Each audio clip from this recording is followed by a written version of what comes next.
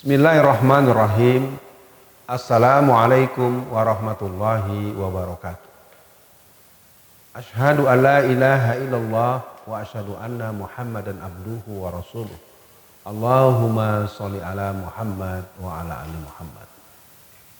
Jamaah dan kaum muslimin di seluruh dunia, di seluruh Indonesia, di seluruh tempat yang bisa mengikuti proses siaran channel Ustadz Alfian Tanjung. Pada hari ini, pada jam ini, pada kesempatan ini kita akan membahas jihad dalam konsepsi Islam. Atau dalam bahasa yang lain, indahnya jihad, mulianya jihad. Jihad itu adalah kemuliaan, jihad itu adalah keindahan, jihad itu adalah nilai yang menyatu dalam kehidupan seorang muslim dimanapun dia berada dan dalam situasi apapun yang sedang dihadapi.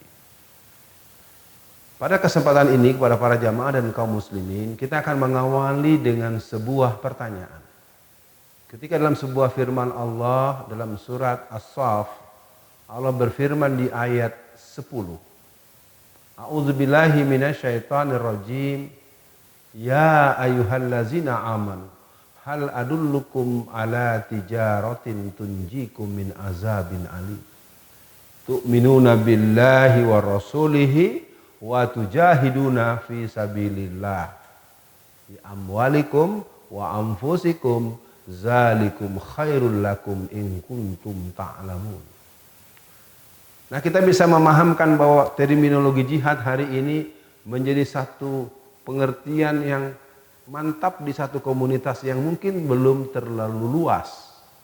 Malah ada yang memahami jihad secara samar-samar. Ada yang memahami jihad sebagai sebuah paham yang apa sih jihad itu? Atau ada yang sangat nakal menganggap jihad itu sebagai jahat. Atau ada lagi menganggap jihad sebagai hal yang menyeramkan.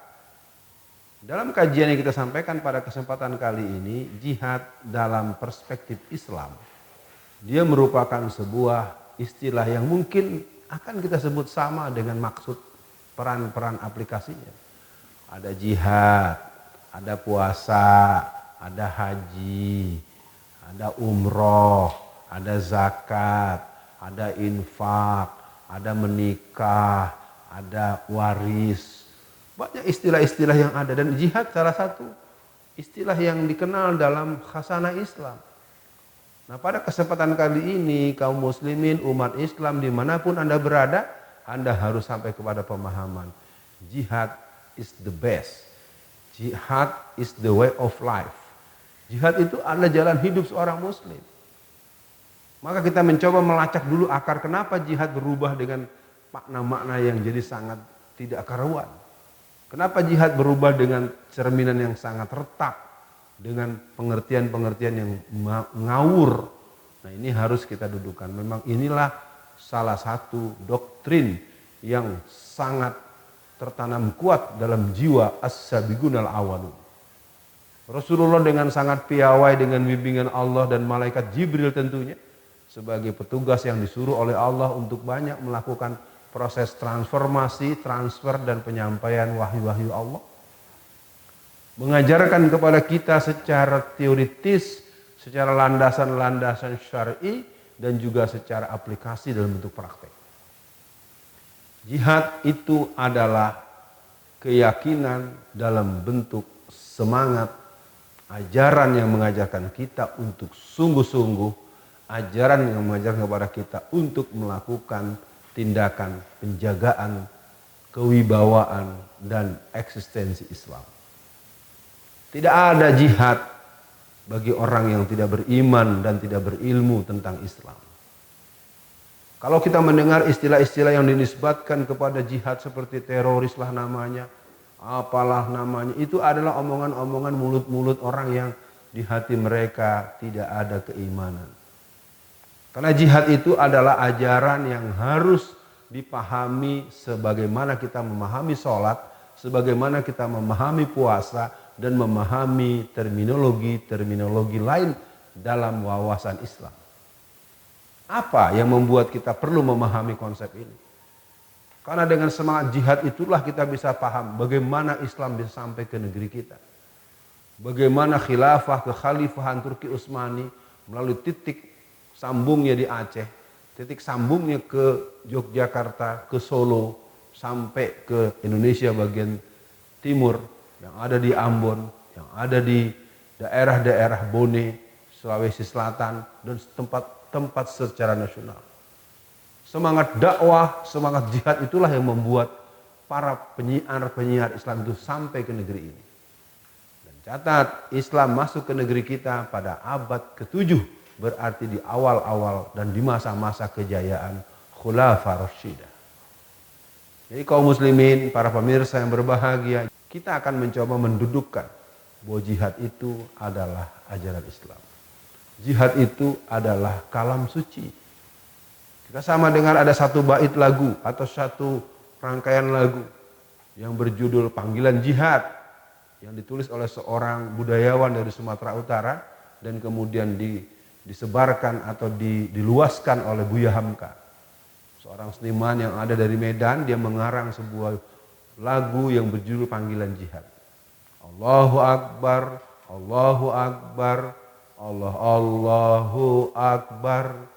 Kalam suci menentukan ku berjuang. Jihad itu adalah mulia.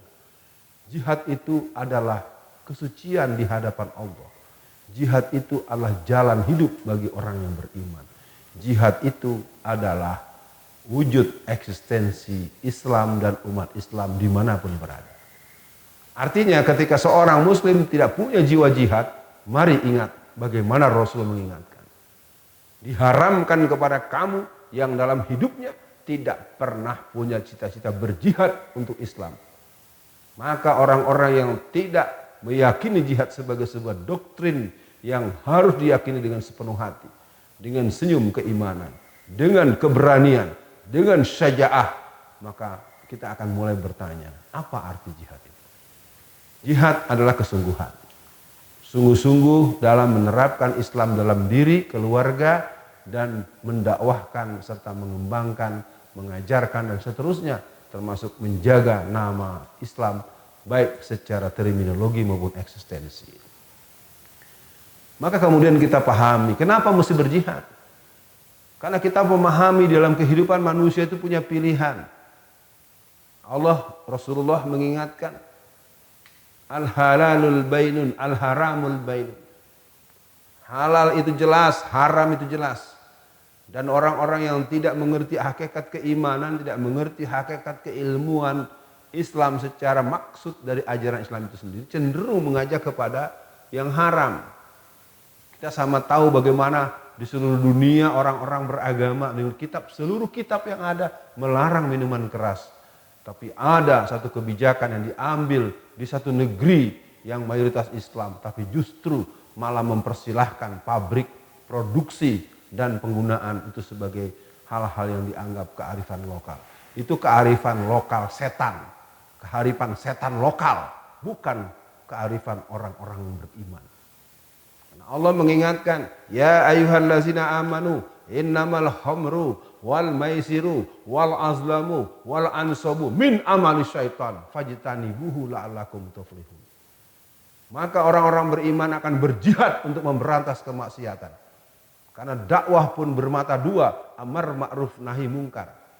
Hari ini kita selalu melihat dakwah dengan perspektif amar ma'ruf. Yes, kita setuju caranya baik, kita setuju metodenya baik, kita setuju cara baik-baik, kita setuju menjadikan orang jadi orang baik.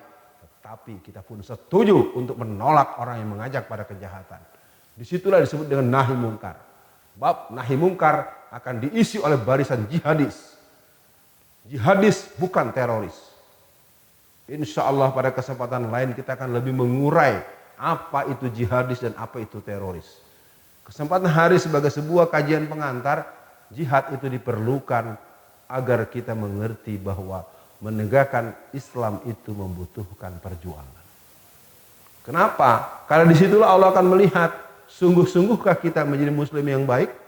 Sungguh-sungguhkah kita menjadi orang yang tertib ibadah, kokoh akidah, dan menjaga akhlakul karimah?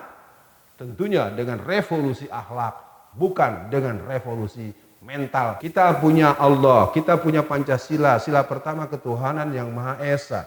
Tuhan yang Maha Esa adalah Allah Subhanahu wa taala. Allah Subhanahu wa taala menurunkan Al-Qur'an. Al-Qur'an mengajarkan kepada kita bagaimana hidup dijalani. Salah satu bagian dan ayat-ayat yang diterangkan dalam Al-Qur'an adalah bab jihad. Jadi jihad itu adalah tanda bahwa Islam itu eksis. Jadi kalau ada di antara kita yang menganggap jihad itu harus dihilangkan, dialah musuh Islam. Siapa orang yang mengecil-ngecilkan makna jihad, siapa orang yang menuding-nuding terminologi jihad yang pernah ada, dia bisa diduga sebagai orang yang jauh daripada hidayah Allah. Jihad kan bukan perang saja. Iya, jihad bukan perang saja. Bahkan pada zaman Rasulullah, jihad dianggap satu hal yang mulia dan perang disebut dengan jihad kecil. Setelah selesai perang Badar di bulan Ramadan, Rasulullah berkata kepada para sahabat, "Wahai sahabat-sahabatku," atau menjelang Ramadan dan seterusnya di masa Ramadan di mana kita sama-sama perang Badar berlangsung, maka Rasul bilang, "Kita baru saja menyelesaikan jihadul asghar. Kita baru menyelesaikan jihad kecil. Kita akan menghadapi jihad besar, jihadul akbar, yaitu yang berhubungan dengan amal-amal penahanan nafsu, menjaga nafsu, jihadul akbar."